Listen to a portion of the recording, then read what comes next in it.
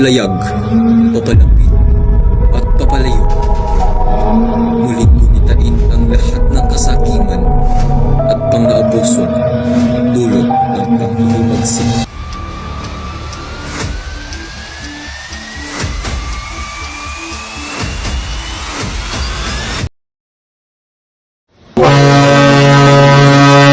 Tila kay tagal naman tumakbo ng bapurtabong ito.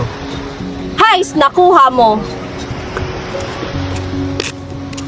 Usad pagong. Parang isang dekada na tayong naglalayag. Kaunting tulin naman na makina, Kapitan. Paumanhin, Doña Victorina. Ngunit may mga sasakyan, ang mga mangingisda. Pwede natin ito mabangga. Hay Diyos ko, kung wala sanang Indio sa Pilipinas, edi sana bibilis ang takbo ng vapor. Malas, malas, malas. Wala talagang mabuting lawa rito sa Pilipinas.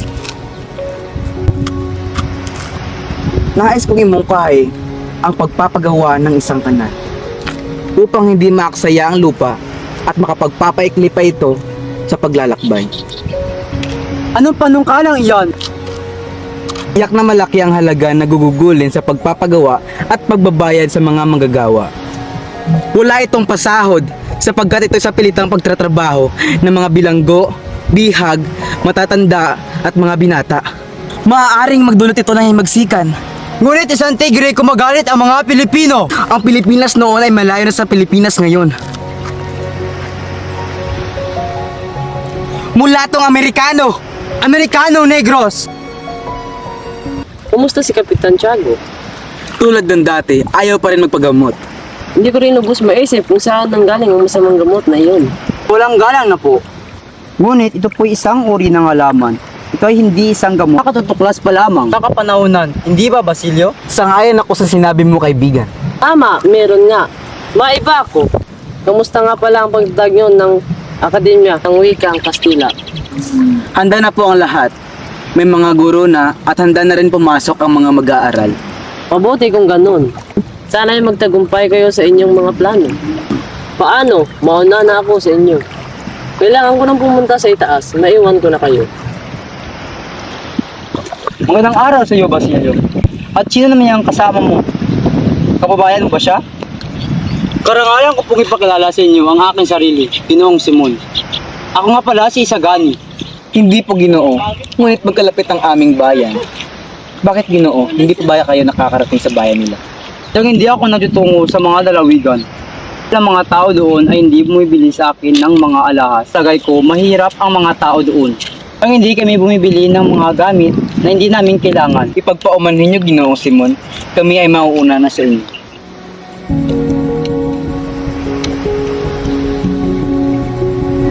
O Senyor Simon, saan ba kayo nanggaling? Hindi nyo na nasilayan ng mga magagandang tanawin dito. Naku, kung pag-uusapan lamang i-alamat, mayaman ang Ilog Pasig dyan. Ikikwento ko sa inyo ang alamat ng buhayang bato. Minsan, may chick na di bininyagan ang dumaan sa tapat ng isang simbahan. Walang ano-ano. Isang demonyo na nag-aanyong buhaya ang nagpalubog sa kanyang bangka upang siya hilahin sa impyerno. Humingi siya ng tulong kay San Nicolas. Sa isang iglap, naging bato ang buhaya. Naku! Nakakatakot. Ayoko mapadpad dyan.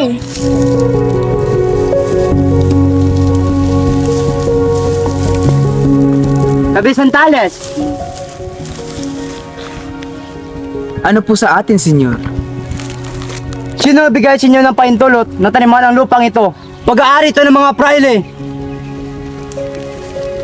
Ipagpatawad niyo po, sapagkat lingid sa aming kaalaman ang impormasyon na iyan. Nakikiusap po ako na payagan niyo pa rin kaming ipagpatuloy ang aming pagtatanim.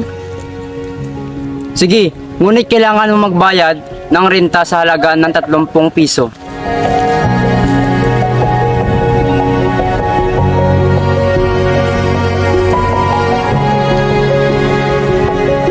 Dilidad lamang ang tanging meron ako, ama. Hindi ako marunong mga stila. At wala tayong pambayad ng abogado. Wala tayong laban sa kanila. At dahil sila ang nasa kapangyarihan. Hayaan mo na anak. Gawin na lang natin ang gusto nilang gawin natin. Pil mo na lang na natalo sa sugal ang binayad mo sa kanila.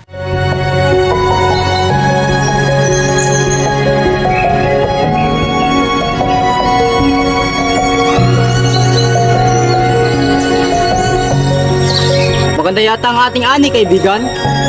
Bilang tagapagpamahala, may karapatan na puntasan ang iyong renta.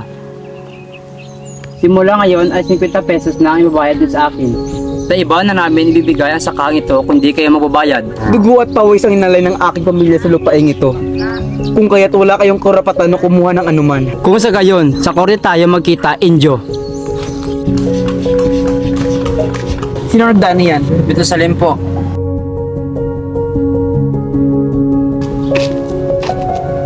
Nasaan na yung si Dolo? Nako, mukhang naiiwan ko yata yun. Pasensya na po, senyor. Hindi maaari. Maawa ka, senyor. Hindi ko sinasadyang maiwan ang sedula. Sarang ko ka mapaliwanag. Pumanhin po kagalang-galang Hindi ka. maaari, sumama ka sa akin sa korte. Nang gabing iyon, matapos makapagpahinga, ay balihim na tinungo ni Basilio ang gubat ng mga Ibarra upang ipagdasal ang kaluluwa ng kanyang ina.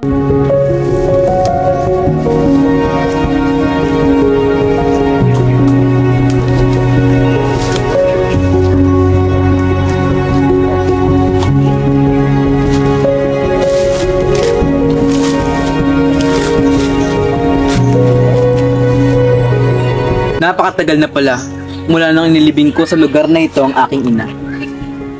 Natatandaan ko pa na may isang sugatang lalaki rin na dumating at namatay.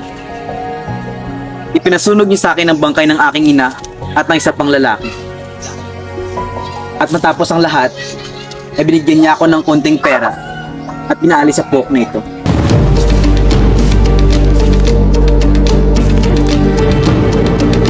Iba ikaw ang mag-aaral sa Simon.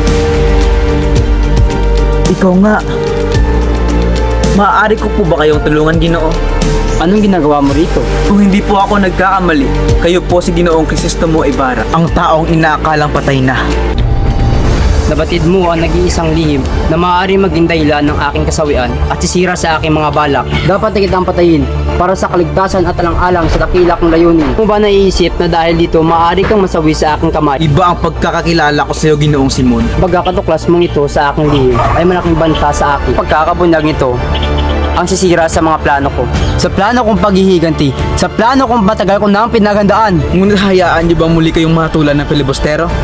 At makulong tulad ng dati? Walang ibang makakalam nito maliban sa ating dalawa. At kung mawawala ka sa aking landas, ay mananatili ito isang lihim. Daling palabasin na napatay ka ng isang tulisan sa gubat na ito. Kung gayon, nagkamali pala ako ng pagkakakilala sa inyo.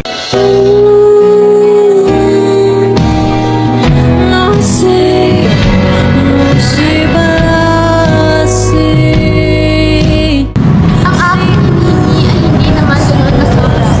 Ito hindi naman sana abala sa ina ng Diyos. Ngunit ako'y nabigo. Hindi ako nabigan ng lang. Bakit ako umiinom? Kailangan kong magpakatatag. Ayoko nang balang araw, pagbalik ni Ama, paalam ko po sa kanya na ako ay nakapasok na sa eskwela. Na ang kanyang anak ay sinang mahusay mag-aaral. Matututo ako sa aking amo, sapagkat siya ay marunong magkastinga.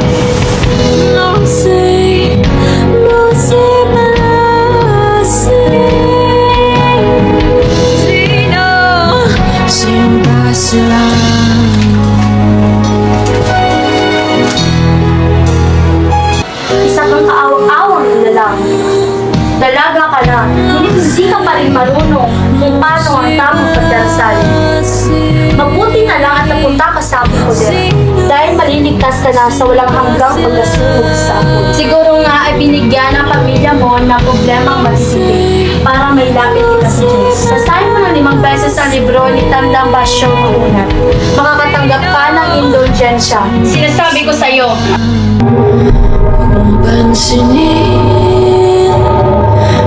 Hindi lang ako pagsasabihin ng mga armas na hawak ng mga tulisan na may hawak sa mga nuli. Wala akong kinalaman sa pangyayaring iyan.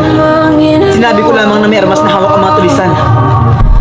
At kahit na alam ko pa, na kapag nasugapaan ang mga ito at ang mga gwardiya sibil, maglalagay sa kapamakan ang kawaawang si Talis.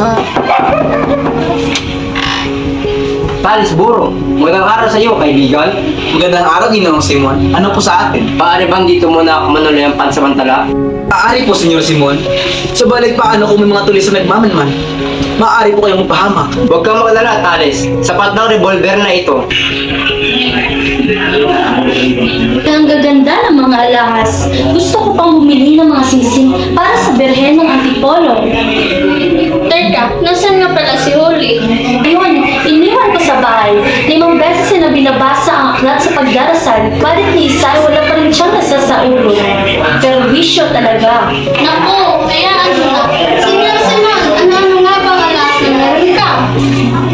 Ay, kung hindi mo itatanong, mga presyosong alahas ang mga ito. Napakaswerte naman sa akin na to. Tila mo nga si Jante ay naghahangat ng akademya ng wikang Kastila. Isa itong kahibangan. Tila bang may magaganap na tahimik na pag-aalsa? Ang mga Indio hindi dapat matuto ng wikang Kastila. Ang dapat sa kanila ay matuto magbayad ng buwis. At isa pa, magiging kalaban natin sila. Sa tingin ko, hindi ito mangyayari kung natutunan nila ang wika. Bueno, bakit hindi natin hayaan sa din gusto nyo na ang magdesisyon sa usapin ito? Kumusta naman ang bakasyon mo, Penitente?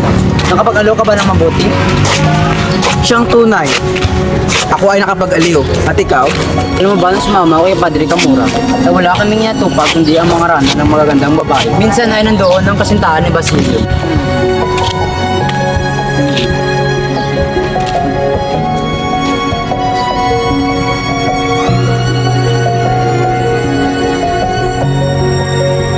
Napakaganda ng babae yan.